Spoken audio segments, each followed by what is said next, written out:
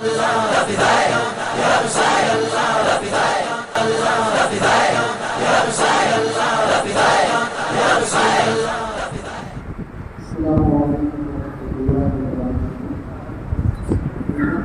رب العالمين والصلاة والسلام على سيد الأنبياء والمرسلين وبعد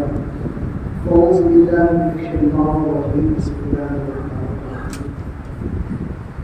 يا أيها الذين آمنوا لا تطيعوا أصحابكم ورسول النبي صدق الله مولانا العظيم وبلغ رسوله النبي الأمين القائل الكريم ونحن على ذلك من الشاهدين والشاكرين الحمد لله رب العالمين فقائم شهران نمستی یا رسول اللہ پریشان نمستی یا رسول اللہ شہاب کس نوازی کو کبھی باچا سازی کو مریض درد نسیان نمستی یا رسول اللہ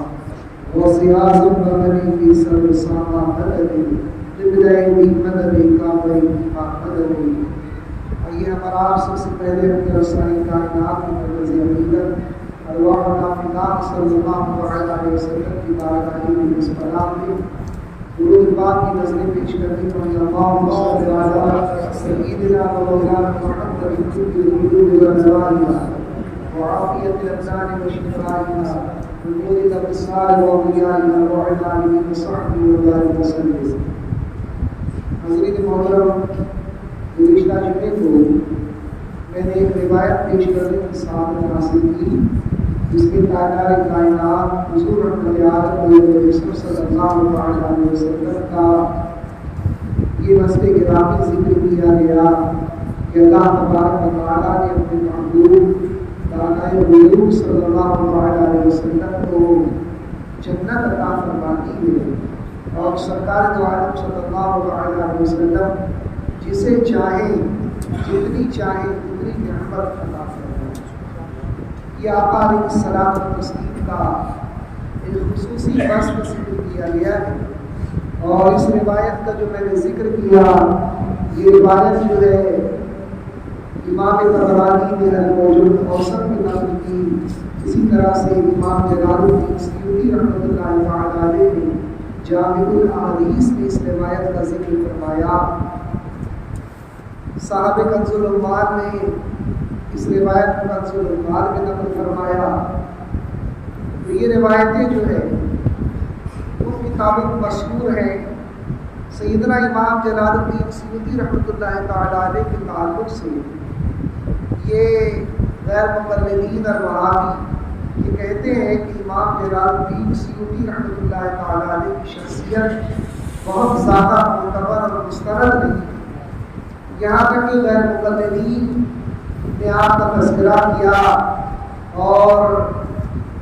پروفیسر سید علیم اشرف جارسی نے اپنی ایک کتاب جس کا نام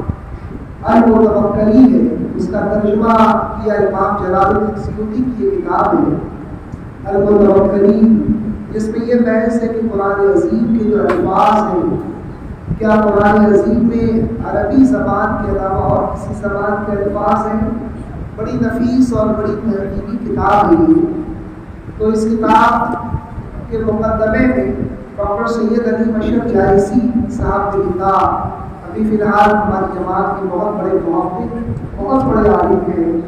اور حیدرآباد مولانا آزاد یونیورسٹی حیدرآباد کے اندر شعبہ عربک میں head of the Arabic department ہے اور بڑی تحقیقی نظر ہے ان کی. تو اس کتاب کا ترجمہ انہوں نے کیا اور مقدمے میں یہ لکھا کہ امام جلال الدین سیوطی کے بارے میں غیر مقلدین یہ کہتے ہیں کہ آپ عاطف اللیل ہیں. عاطف اللیل یعنی وہ شخص جو رات میں لکڑیاں چنتا ہو. جب رات میں لکڑی چنے گا تو لکڑی کے علاوہ پتھر غیر ضروری چیزیں بھی جو ہے غیر اہم چیزیں بھی وہ جمع کر لے گا. تو اس طرح سے امام جلال الدین سیوطی کی توہین کرتے ہوئے وہ امام جلال الدین سیوطی کے بارے میں لکھتے ہیں کہتے ہیں کہ آپ عاطف اللیل ہیں. جبکہ پروفیسر صاحب فرماتے ہیں کہ دنیا کی کوئی بڑی عربی کتابوں کی لائبریری ایسی نہیں ہوئی جس میں امام جلال الدین سیوطی کی کتابیں موجود ہیں. یہ لوگ امام جلال الدین سیوطی کی کتابوں پر تنقید تو کرتے ہیں، امام جلال الدین سیوطی رحمۃ اللہ تعالیٰ علیہ کے تعلق سے یہ تو کہتے ہیں کہ آپ خاتم النیر ہیں، لیکن ان کی کتابوں کی اہمیت اور افادیت کا یہ حال ہے کہ کوئی بڑی لائبریری ایسی نہیں ہوگی جس میں ان کی کتابیں موجود ہوں۔ تو جب آپ غیر معتبر کتاب قرار دیتے ہیں اور اس کے بعد ان کی کتابیں رکھ رہے ہیں، اس کا مطلب یہی ہوا کہ آپ جھوٹ بول رہے ہیں۔ آپ کے نزدیک اگر ان کی شخصیت غیر معتبر ہے تو ان کی ایک بھی کتاب آپ کی لائبریری میں نہیں ہونا چاہیے، لیکن آپ کی ہر بڑی لائبریری کے اندر امام جلال الدین سیوطی کی کتاب موجود ہے۔ یہ اس بات کی دلیل ہے کہ سیدنا امام جلال الدین سیوطی رحمۃ اللہ تعالیٰ علیہ بڑے عظیم عالم تھے، بڑے عظیم محدث تھے اور بے شمار کتابیں آپ نے لکھی ہیں۔ جن دو بزرگوں سے یہ وہابی بہت چڑھتے ہیں، ایک تو یہی امام جلال الدین سیوطی رحمۃ اللہ تعالیٰ علیہ اور ایک شاہ عبدالحق محدث دہلوی رحمۃ اللہ تعالیٰ علیہ کی ذاتی گرامی، یہ ان دونوں بزرگوں سے بہت جڑتے ہیں۔ اس کی وجہ کیا ہے کہ اہل سنت والجماعت کے معتقدات جو عقائد ہیں ان کے دلائل بہت زیادہ ان کی کتابوں میں مل جاتے ہیں، تو اس لیے یہ جو ہے بہت جڑتے ہیں ان سے۔ یہ اہل سنت کے دلائل ان کی کتابوں میں زیادہ تر مل جاتے ہیں، روایتیں جو ہے، حدیثیں جو ہے، اقوال جو ہے، ان دونوں بزرگوں کی کتابوں میں ملتے ہیں اور یہ دلیل کے طور پر انہی کے اقوال پیش کرتے ہیں، تو اسی لیے بہت زیادہ چڑھتے ہیں اور ان کی کتابوں کو غیر معتبر اپنے زعم میں، اپنے حساب سے، اپنے خیال کے مطابق غیر معتبر قرار دیتے ہیں۔ تو اسی لیے میں نے مناسب جانا کہ وہ روایت جو امام طبرانی نے المعجم الاوسط میں نقل کی ہے، اس روایت کہ ہم مانا روایت اور کون سی معتبر کتابوں میں اس کا ذکر کروں، تو وہ روایت جو امام طبرانی نے المعجم الاوسط میں نقل کی، اسی کی ہم مانا روایت میں آج آپ کے سامنے پیش کرنے کی سعادت حاصل کروں گا کہ سیدنا ابو بکر صدیق رضی اللہ عنہ، دیگر صحابہ کرام رضوان اللہ تعالی علیہم اجمعین کا بیان ہے یہ کہ ایک موقع پر ایک اعرابی کے پاس آقا کائنات سید عالم صلی اللہ علیہ وسلم تشریف لے گئے۔ اس اعرابی نے جو ہے حضور اکرم صلی اللہ علیہ وسلم کی بڑی خدمت کی، بڑی خاطر تواضع کی، سرکار عالم صلی اللہ علیہ وسلم کی خدمت میں جو بھی من پڑا اس نے پیش کیا۔ آقا علیہ السلام پر تسلیم خوش ہوئے اور آپ نے اس سے فرمایا کہ تم مجھ سے وعدہ کرو کہ تم مجھ سے ملنے ضرور آؤ۔ اس اعرابی نے آقا علیہ السلام پر تسلیم سے وعدہ کر لیا۔ کچھ دنوں کے بعد وہ تاجدار کائنات حضور رحمت عالم نور مجسم صلی اللہ علیہ وسلم کی بارگاہ میں بغرض ملاقات حاضر ہوا، ملاقات کے لیے حاضر ہوا۔ آقا علیہ السلام پر تسلیم نے ملاقات کے بعد اس سے فرمایا کہ تمہاری کیا حاجت ہے، تم کیا مجھ سے مانگتے ہو؟ تو اس اعرابی نے حضور کی بارگاہ میں عرض کیا کہ یا رسول اللہ، میں آپ سے ایک اونٹنی مانگتا ہوں جو دودھ دینے والی ہو، تاکہ اس کے دودھ سے میرے گھر والے فائدہ اٹھائیں۔ اب آپ غور فرمائیں، حضور نے اس سے فرمایا کہ تیری کیا حاجت ہے، تو کیا طلب کرتا ہے، تو کیا مانگتا ہے، مانگ ہم سے۔ لیکن وہ اعرابی اتنا بھولا بھالا تھا کہ اس نے حضور کی بارگاہ میں عرض کیا کہ یا رسول اللہ، میں ایک ایسی اونٹنی مانگتا ہوں جو دودھ دینے والی ہو اور اس کے دودھ سے جو ہے میرے گھر والے فائدہ اٹھائیں۔ حضور علیہ السلام و تسلیم کو اس کی اس حالت کا تعجب ہوا۔ آقا علیہ السلام و تسلیم نے ارشاد فرمایا کہ یہ اعرابی بھی بنی اسرائیل کی بڑیا کی طرح عاجز ہے۔ حضور نے فرمایا یہ اعرابی قوم بنی اسرائیل کی جو بڑیا تھی اس کی طرح یہ بھی عاجز ہے۔ صحابہ کرام نے پوچھا کہ یا رسول اللہ، اس بڑیا کا کیا واقعہ ہے؟ آقا علیہ السلام کا تسلیم نے ارشاد فرمایا کہ جب حضرت موسیٰ علیہ السلام مصر سے نکلے اور فرعون جو ہے دریائے نیل میں غرق ہو گیا اور آپ مصر سے جب نکلے تو راستہ بھول گئے، تو علماء بنی اسرائیل سے آپ نے پوچھا کہ ایسا کیوں ہوا کہ ہم راستہ بھول گئے؟ تو علماء بنی اسرائیل نے حضرت موسیٰ علیہ السلام کی بارگاہ میں عرض کیا کہ اللہ کے نبی، ہمارے آبا و اجداد سے حضرت یوسف علیہ السلام نے عہد لیا تھا،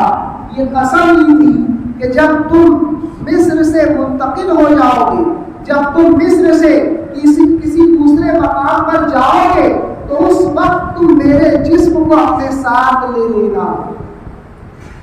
یہ ہمارے آبا و اجداد سے حضرت یوسف علیہ السلام نے وعدہ کیا تھا، اور آج ہم مصر سے نکل رہے ہیں لیکن ہم نے اپنے ساتھ حضرت یوسف علیہ السلام و تسلیم کے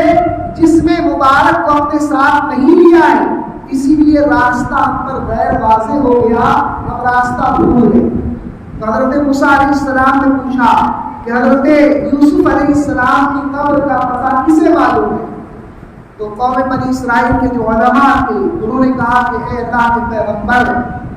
یہ تو ایک بوڑھی عورت ہے قوم بنی اسرائیل کی، وہی اس کے بارے میں بتا سکتی ہے۔ تو حضرت موسیٰ علیہ السلام نے اسے طلب کیا،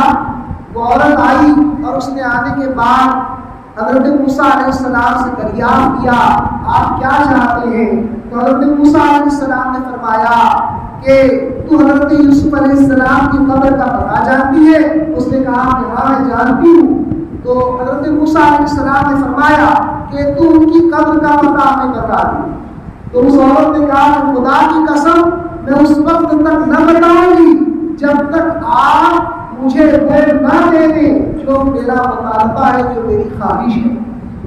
میں جو آپ سے مانگ رہی ہوں جب تک آپ میری مانگ کو منظور نہیں کریں گے اس وقت تک میں آپ کو حضرت یوسف علیہ السلام کی قبر کا پتہ نہیں بتاؤں۔ تو حضرت موسیٰ علیہ السلام نے فرمایا کہ ماں کیا مانگتی ہے، تیری کیا حاجت ہے، تیرا کیا حکم ہے، تیری کیا خواہش ہے؟ تو اس بوڑھی عورت نے عرض کیا کہ اللہ کے نبی، میں یہ چاہتی ہوں کہ آپ جو ہے آپ کے ساتھ جنت میں آپ کے ساتھ ہوں، آپ کی رفاقت مانگتی ہوں جنت میں، آپ مجھے اپنے ساتھ جنت میں اپنے ساتھ رکھیں، یہ میں آپ سے مانگتی ہوں، یہ میری خواہش ہے، یہ میرا مطالبہ ہے۔ تو حضرت موسیٰ علیہ السلام کو اس کی اس خواہش پر تعجب ہوا، تردد ہوا۔ تو قوم بنی اسرائیل کے علماء نے عرض کیا کہ اللہ کے نبی، یہ جو مانگ رہی ہے اسے عطا کر دیجیے۔ یہ قوم بنی اسرائیل کے علماء نے کہا، حضرت موسیٰ علیہ السلام کی بارگاہ میں عرض کیا کہ عورت جنت میں آپ کی رفاقت طلب کر رہی ہے، اے اللہ کے پیغمبر اسے یہ عطا کر دیجیے۔ حضرت موسیٰ علیہ السلام نے وہ اسے عطا کر دیا، یعنی جنت میں اپنی رفاقت حضرت موسیٰ علیہ السلام نے اس بوڑھی عورت کو عطا کروا دی۔ تو اس بوڑھی عورت نے کہا، ایک مقام کی طرف اشارہ کیا کہ اس مقام پر چلو، وہاں پر ایک جھیل تھی اور گردش زمانہ کی وجہ سے اس کا پانی متغیر ہو گیا تھا، اس کے پانی کا رنگ تبدیل ہو گیا تھا۔ اس بوڑھی عورت نے کہا کہ اس جھیل کے پانی کو خشک کیا جائے، جھیل کا پانی سکھا دیا جائے۔ حضرت موسیٰ علیہ السلام کے ہمراہ جو لوگ تھے انہوں نے اس جھیل کو خشک کیا، ایک مقام کی طرف اشارہ کیا اس نے کہ اللہ کے نبی اس مقام پر یہ کھدائی کریں۔ لوگوں نے جب اس مقام پر کھدائی کی تو حضرت سیدنا یوسف علیہ السلام کا جسم مبارک برآمد ہوا، زمین سے نکلا۔ حضرت موسیٰ علیہ السلام اور آپ کے ہمراہیوں نے اس آپ کے جسم مبارک کو حضرت یوسف علیہ السلام کے جسم مبارک کو اپنے ساتھ لے لیا۔ جیسے ہی انہوں نے حضرت یوسف علیہ السلام کے جسم مبارک کو اپنے قبضے میں لیا، راستہ روزے روشن کی طرح ان کے پر واضح ہو گیا۔ مصر سے باہر نکلنے کا راستہ جو ان کے لیے گم ہو چکا تھا، جو راستہ بھول چکے تھے، وہ راستہ ان کے پر روزے روشن کی طرح، جس طرح سے روشن دن ہوتا ہے اس طرح سے ظاہر ہو گیا۔ اور حضرت موسیٰ علیہ السلام اور آپ کے ہمراہی حضرت یوسف علیہ السلام کا جسم مبارک لے کر آگے تشریف لے گئے۔ تو اس حدیث مبارک میں بھی اسی واقعے کا تذکرہ ہے، الفاظ کے تغیرات کے ساتھ، جو حضرت امام طبرانی نے نقل کیا، امام جلال الدین سیوطی نے نقل کیا، اور اسی طرح سے صاحب کنز العمال نے نقل کیا کہ حضور نے اس اعرابی کی خواہش پر تعجب کا اظہار فرمایا۔ یہ اعرابی جو ہے ہم سے اتنی چھوٹی چیز کی خواہش کر رہا ہے، ہم نے تو اسے فرما دیا کہ تیری کیا حاجت ہے، تو اس اعرابی سے زیادہ عقل مند قوم بنی اسرائیل کی وہ بوڑھی عورت تھی کہ جب حضرت موسیٰ علیہ السلام نے اس سے کہا کہ تیری کیا خواہش ہے، تو اس نے دنیا کی کسی چیز کی طرف نہ کی، بلکہ یہ کہا کہ اے اللہ کے پیغمبر مجھے جنت میں اپنی رفاقت عطا فرما۔ جنت کا مطالبہ نہیں کیا، بلکہ یہ اس سے بڑا مطالبہ تھا کہ جس درجے میں آپ جنت میں رہیں گے اس درجے میں جو ہے مجھے بھی رہنے کی سعادت حاصل ہو، جنت میں آپ کی رفاقت مجھ کو عطا فرما دیں، وہ مطالبہ کیا۔ تو اس عربی سے زیادہ دانشمند قوم بنی اسرائیل کی یہ بڑھیا تھی۔ اگر یہ عربی ہم سے سوال کرتا جنت میں اپنی رفاقت کا، تو ہم اسے جو ہے اپنی رفاقت عطا فرما دیں۔ یہ تعریف فرمانا اسی بات کی دلیل ہے۔ پھر آگے تو حضرت موسیٰ علیہ السلام کا ذکر صراحتاً ہے کہ قوم بنی اسرائیل کے علماء نے کہا کہ اللہ کے پیغمبر یہ بڑھیا جو مانگ رہی ہے اسے عطا کر دیجیے۔ تو اس بڑھیا کا مطالبہ تو یہی تھا کہ میں جنت میں آپ کی رفاقت مانگتی ہوں۔ تو حضرت موسیٰ علیہ السلام کے تعلق سے قوم بنی اسرائیل کے علماء کا یہ عقیدہ تھا کہ حضرت موسیٰ علیہ السلام کو اللہ تبارک و تعالیٰ نے جنت عطا فرمائی ہے اور یہ جسے چاہے جنت عطا فرما دے۔ جب حضرت موسیٰ علیہ السلام جنت عطا فرمانے کے قادر ہے تو حضور علیہ السلام کو تصدیق جو ہے حضرت موسیٰ علیہ السلام کے سردار ہے وہ یقیناً جو ہے اپنے غلاموں کو جنت عطا فرماتے ہیں۔ تو اس حدیث مبارکہ سے بھی امام جلال الدین سیوطی کی، امام طبرانی کی حدیث کی تائید ہوئی ہے۔ یہ حدیث جو ہے امام ابن یعلا مسند ابو یعلا نے نقل فرمائی، اسی حدیث کو امام طبرانی نے نقل کیا۔ اس حدیث کے تعلق سے غیر مقلدین کے پیشوا ناصر الدین البانی نے کہا اپنی کتاب سلسلۃ الصحیحہ کے اندر کہ اس حدیث کو امام طبرانی نے اور امام ابن یعلا نے مسند ابو یعلا میں نقل کیا ہے، اور مسند ابو یعلا کے رجال جو ہے صحیح کے رجال یہ صحیح حدیث ہے۔ اسی حدیث کو امام حاکم رحمۃ اللہ تعالیٰ نے المستدرک کے اندر نقل کیا، اور اس مستدرک میں نقل کرنے کے بعد یہ کہا کہ حدیث بخاری اور مسلم کی جو شرط ہے اس شرط کے مطابق صحیح ہے، اور امام حاکم کے اس فیصلے کو امام ذہبی نے التخلیص کے اندر برقرار رکھا اور اس بات کا اقرار کیا کہ جو امام حاکم نے اس حدیث کے تعلق سے فیصلہ کیا ہے یہ حدیث بخاری اور مسلم کی شرط پر صحیح حدیث ہے۔ امام حاکم کا یہ فرمانا صحیح ہے، امام ذہبی نے موافقت کی امام حاکم کی۔ اسی طرح سے اسی حدیث کو امام ابن حجر اسقلانی رحمۃ اللہ تعالیٰ علیہ نے المطالب العالیہ نقل فرمایا، اور امام ابن اسقلانی نقل فرماتے ہیں کہ اس حدیث کو امام ابن حبان نے اپنی کتاب کے اندر نقل کیا، اور اس حدیث کو نقل فرمانے کے بعد امام ابن حبان فرماتے ہیں یہ حدیث صحیح حدیث ہے۔ حدیث کی 14 سے زیادہ معتبر کتابوں کے اندر یہ روایت موجود ہے، اور ہمارے مخالفین بھی اس حدیث کو صحیح تسلیم کرتے ہیں۔ جو وہابیہ ہے ناصر الدین البانی غیر مقلدین کا پیشوا ہے، وہ بھی اس حدیث کو صحیح تسلیم کر رہا ہے، اور عجیب علماء جو ہے امام ابن حجر اسقلانی ہے، امام حیثمی ہے، امام حاکم ہے، امام ذہبی ہے، وہ سب کے سب اس حدیث کو صحیح حدیث قرار دے رہے ہیں۔ اس کا مطلب صحیح حدیث سے ثابت ہوا کہ اللہ تبارک و تعالیٰ نے اپنے محبوب صلی اللہ علیہ وسلم کو یہ اختیار عطا فرمایا ہے کہ آقا علیہ السلام و تسلیم جس کو چاہے جتنی چاہے اتنی نعمت عطا فرما دے، یہاں تک کہ جنت تو تمام نعمتوں سے اعلیٰ نعمت ہے، میرے آقا جسے چاہے جتنی چاہے اتنی جنت اسے عطا فرما۔ یہ سرکار دو عالم صلی اللہ علیہ وسلم کے اختیار مبارک، اور میرے آقا سید عالم صلی اللہ علیہ وسلم کی شان تو یہ ہے کہ سرکار دو عالم صلی اللہ علیہ وسلم جس طرح سے اپنے امتیوں کو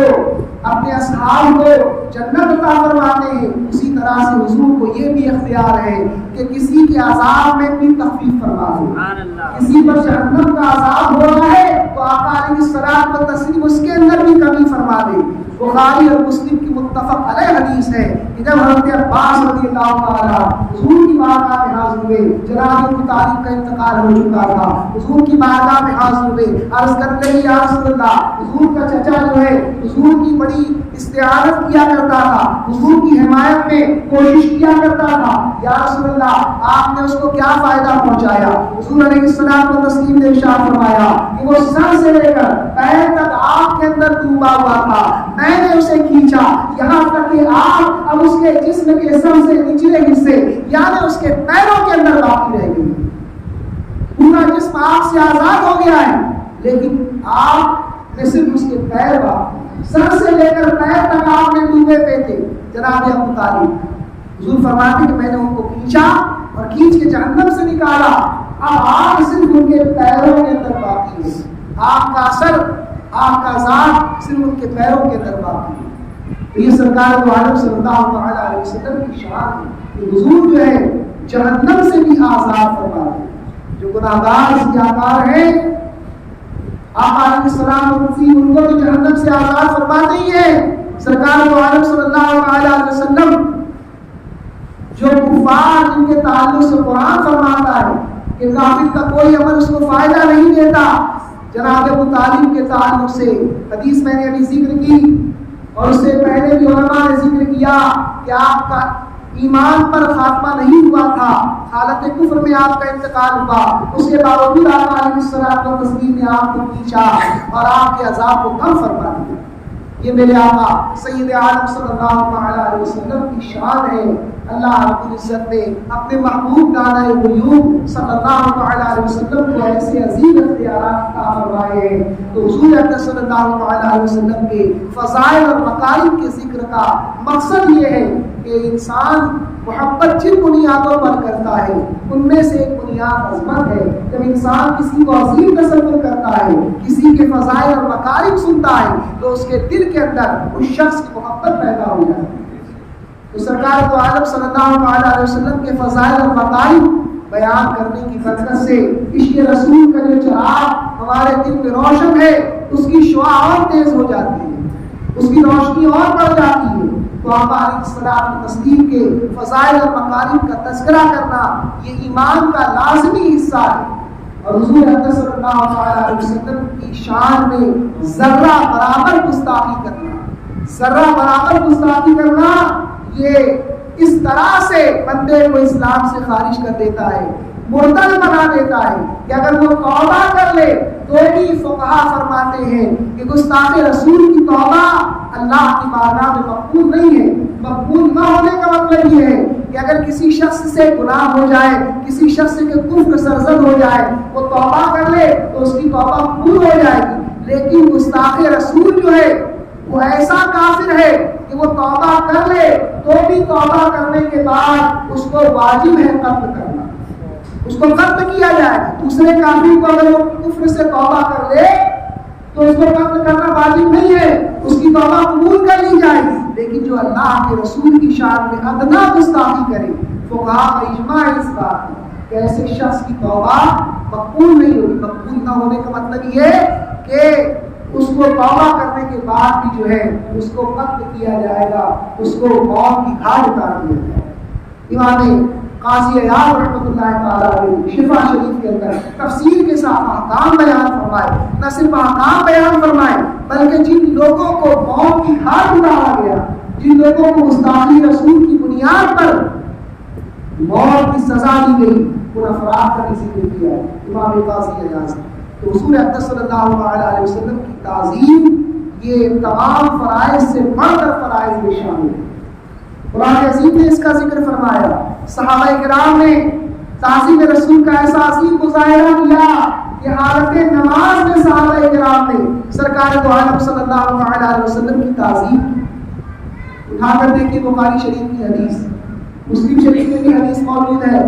کہ حضور اکرم صلی اللہ علیہ وسلم ایک موقع پر جو ہے کسی قافلے کے ہمراہ سفر فرما رہے تھے اور حضرت شعبہ رضی اللہ تعالیٰ آپ کے ساتھ موجود تھے۔ یہ دونوں جو ہے قافلے سے پیچھے رہ گئے، قافلہ آگے روانہ ہو گیا۔ حضور اکرم صلی اللہ علیہ وسلم حاجت سے فارغ ہوئے، آپ نے حضرت شعبہ سے فرمایا کہ تمہارے پاس پانی ہے؟ انہوں نے عرض کیا یا رسول اللہ ہے۔ حضور نے اس پانی سے وضو فرمایا۔ تفصیل سے ذکر ہے کس طرح سے وضو فرمایا۔ وضو فرمانے کے بعد آپ علیہ الصلوۃ والتسلیم سوار ہوئے، حضرت شعبہ رضی اللہ تعالیٰ عنہ سوار ہوئے۔ پھر قافلے میں جب پہنچے تو انہوں نے دیکھا کہ حضرت سیدنا عبد الرحمن بن عوف رضی اللہ تعالیٰ نماز پڑھا رہے ہیں، فجر کی نماز پڑھا رہے ہیں، ایک رکعت ہو چکی ہے۔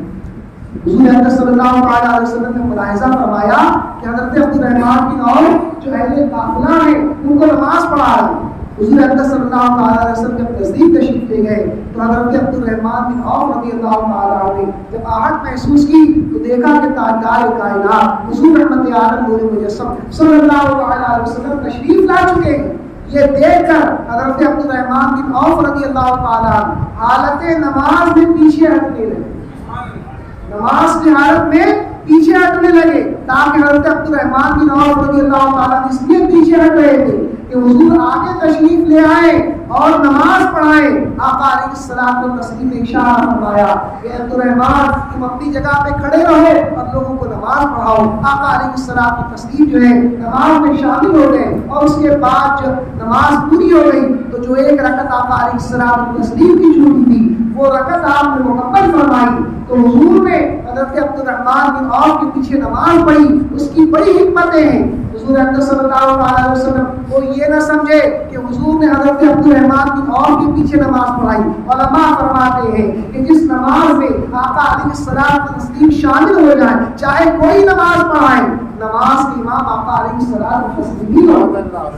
کوئی بھی نماز پڑھائیں، سرکار دو عالم صلی اللہ علیہ وسلم بھی نماز کے امام ہو گئے۔ تو آپ کو امت کو تعلیم دینا مقصود تھا کہ پچھلی نماز اگر تمہاری کوئی رکعت چھوٹ جائے تو اس کو کس طرح سے ادا کرنا ہے، یہ طریقہ امت کو بتانا مقصود تھا۔ اس لیے آقا علیہ الصلوۃ والتسلیم نے حضرت عبد الرحمن بن عوف کو فرمایا کہ عبد الرحمن تم جو ہے آگے رہو اور نماز پڑھاؤ، اور حضور علیہ الصلوۃ والتسلیم نے حضرت عبد الرحمن بن عوف کے پیچھے اپنی نماز کو مکمل فرمایا۔ تو حضرت عبد الرحمن بن عوف رضی اللہ تعالیٰ عنہ کا طرز عمل بتا رہا ہے کہ حضرت عبد الرحمن بن عوف رضی اللہ تعالیٰ عنہ جو ہے حالت نماز میں سرکار دو عالم صلی اللہ علیہ وسلم کی تعظیم کے لیے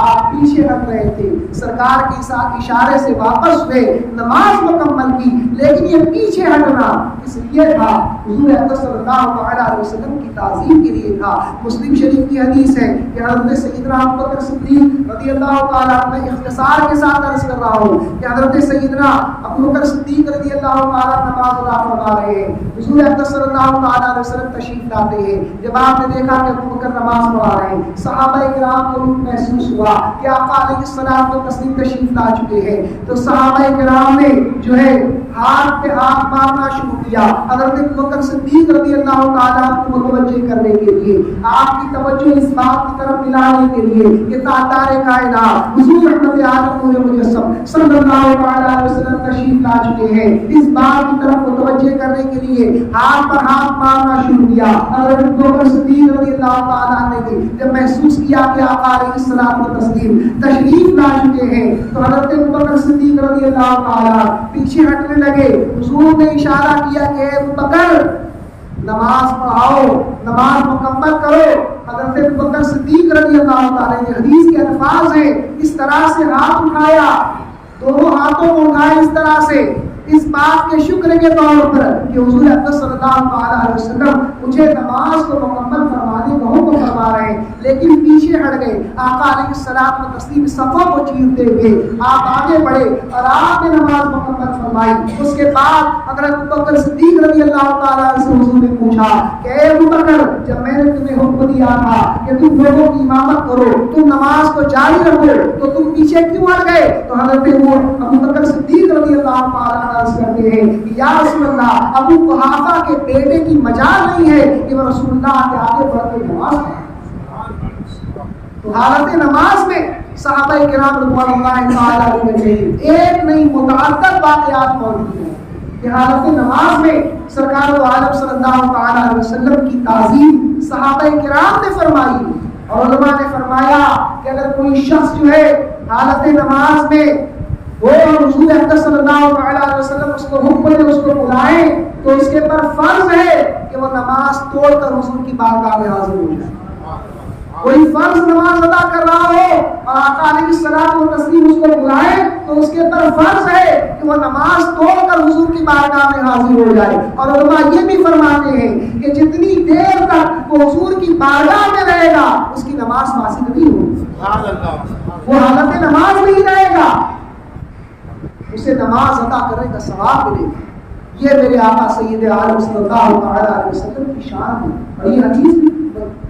بخاری کی حدیث سے ثابت ہے, یہ مضمون بھی بخاری کی حدیث سے ثابت ہے. حضرت ابو سعید خدری رضی اللہ تعالیٰ, حضرت ابو ابی بن کعب کا واقعہ, دو صحابی رسول کا واقعہ ہے کہ نماز پڑھے کہ حضور نے آواز دی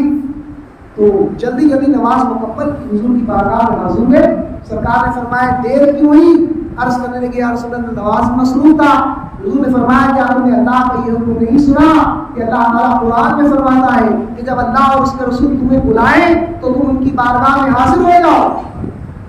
تو حضرت ابی بن کعب رضی اللہ تعالیٰ نے عرض کیا رسول اللہ غلطی ہو گئی, آئندہ ایسا نہیں ہوگا, آپ بلائیں گے تو ہم حاضر ہو گئے. تو حضور نے یہ نہیں فرمایا کہ تم نماز پڑھ رہے تھے اس لیے دیر ہو گئی تو کوئی بات نہیں. یہاں پر بھی حضور نے اشارہ دیا کہ حالت نماز میں بھی تم کو جو ہے نماز توڑ کر میری بارگاہ میں حاضر ہو. اگر ہم تم کو بلائیں اور تم حالت نماز میں نہیں ہو تو نماز توڑ کر ہماری بارگاہ میں حاضر ہو جاؤ. یہ سرکار دو عالم صلی اللہ علیہ وسلم کو اللہ تبارک و تعالیٰ نے مقام عطا فرمایا, یہ بلندی عطا فرمائی. اللہ تعالیٰ اپنے محبوب نانا غیوب صلی اللہ علیہ وسلم کی تعظیم, آپ کی محبت اور آپ کی اتباع کی ہمیں توفیق عطا فرمائے. آپ معمار ملت چینل کو سبسکرائب کریں, لائک کریں اور اپنے مفید مشوروں سے, کمنٹ سے, مثبت کمنٹ سے ہمیں نوازیں. آپ سے گزارش ہے کہ اس چینل کو زیادہ سے زیادہ سبسکرائب کریں تاکہ ہم ہمارے پیغام کو دنیا کے کونے کونے تک پہنچا سکیں.